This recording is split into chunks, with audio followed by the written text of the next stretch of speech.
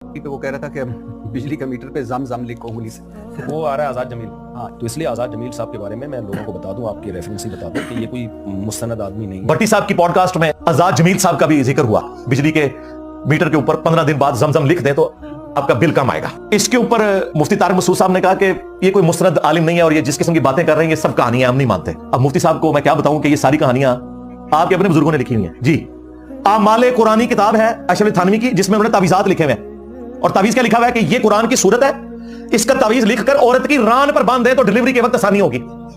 تسی آزاد جمیل پہ روندے ہو اور ساری آزاد جمیل دے یہ تھانوی صاحب لکھ کے گئے ہیں. جو ہمارے ساحل الدین بھائی کہتے ہیں تھانوی صاحب کی عظمت کا آپ کو پتہ ہی نہیں ہے کہ کتنی کتابیں لکھی ہیں. جو کتابیں انہوں نے کہتے ہیں انجینئر صاحب بیٹھتے ہی گند پہ ہیں. بالکل ٹھیک ہے, صرف یہ بتاؤ یہ گند پھیلایا کس نے؟ کہا کرو ہمارے بابے گند کر کے گئے تھے, انجینئر صاحب وہ گندی مکھی ہیں جو اس گند پہ بیٹھ کے گند صاف کر رہی ہیں. تو ٹھیک ہے میں گندی مکھی ہوں, لیکن گند تمہارے بزرگوں کا ہے. اپنے بزرگوں کو کچھ نہیں کہتے ہو, جو بیچارہ ہائی لائٹ کرتا ہے اس کے اوپر کہتے ہو گندی مکھی ہے. گند تو تمہارے بزرگوں کا تھا.